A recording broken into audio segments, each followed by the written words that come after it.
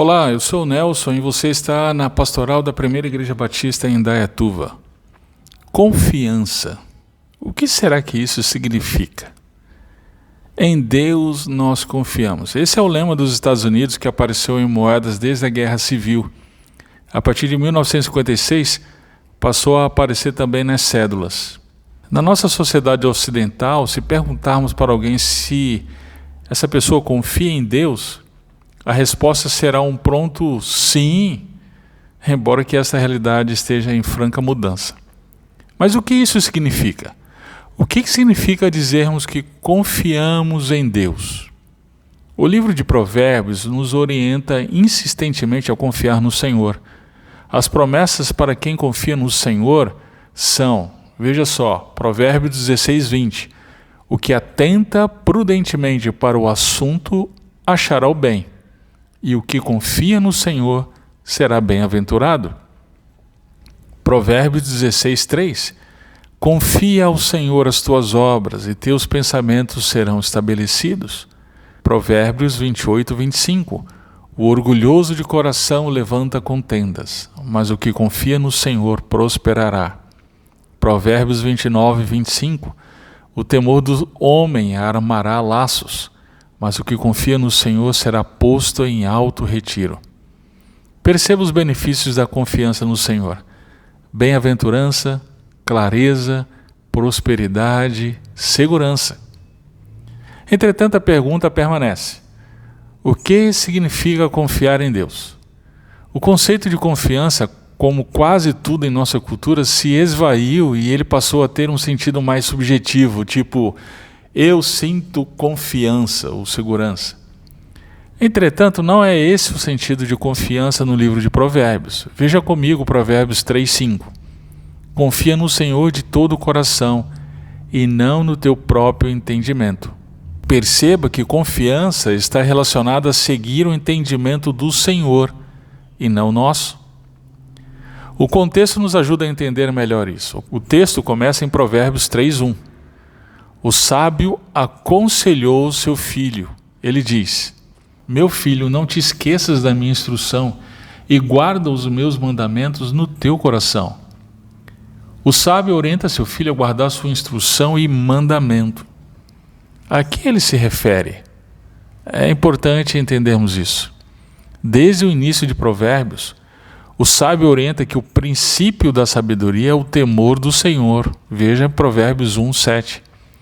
Que o filho deveria escolher o caminho da sabedoria e não dos pecadores. Provérbios 1:8-19. Que quem rejeita a sabedoria come dos frutos dos seus caminhos, mas aquele que dá ouvidos vive seguro. Provérbios 1:20-33. Que a sabedoria é como um tesouro escondido. Provérbios 2. E somente é achado em Deus que dá a sabedoria, o conhecimento e o entendimento que procedem da sua boca. Provérbios 2:6. Sendo assim, a instrução e o mandamento aos quais o sábio se refere é a palavra de Deus. É a palavra de Deus que dá longevidade e anos de vida e paz, de acordo com Provérbios 3:2. Diante disso, a orientação confia no Senhor e não no seu próprio entendimento diz respeito à palavra de Deus. Confiamos em Deus quando buscamos a vontade de Deus, conforme revelada nas Escrituras, e a colocamos em prática. É assim no Evangelho. Somos salvos porque depositamos a nossa confiança em Deus, que afirma em sua palavra que o único meio de salvação é a fé exclusiva em Jesus Cristo.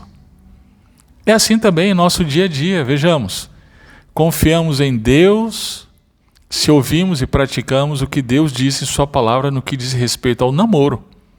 A palavra de Deus orienta que o jovem que é discípulo de Cristo deve casar-se com uma jovem que também é serva de Cristo. Se esse jovem não faz assim, então não confia em Deus. Confiamos em Deus se ouvimos e praticamos o que Deus diz em sua palavra no que diz respeito ao casamento. Ou assim vivem sem terem se casado, ou os papéis são invertidos, etc. Então não confiamos em Deus, porque sua palavra é diametralmente contra tudo isso. Confiamos em Deus se ouvimos e praticamos o que Deus diz em sua palavra no que diz respeito aos negócios. A palavra nos orienta que o trabalho deve ser feito com dedicação, honestidade e sem ganância. Se trabalhamos e ganhamos dinheiro desconsiderando essas coisas, então não confiamos em Deus. Confiamos em Deus se ouvimos e praticamos o que Deus diz em sua palavra no que diz respeito aos nossos relacionamentos. A palavra de Deus afirma que estes devem ser marcados pelo Evangelho, isto é, pela demonstração do amor, graça, misericórdia, perdão, gentileza que nós recebemos de Cristo. Se nossos relacionamentos têm a marca da discórdia, da ira, da murmuração, maledicência, então não é em Deus que confiamos. Confiamos em Deus se ouvimos e praticamos o que Deus diz em sua palavra no que diz respeito às emoções.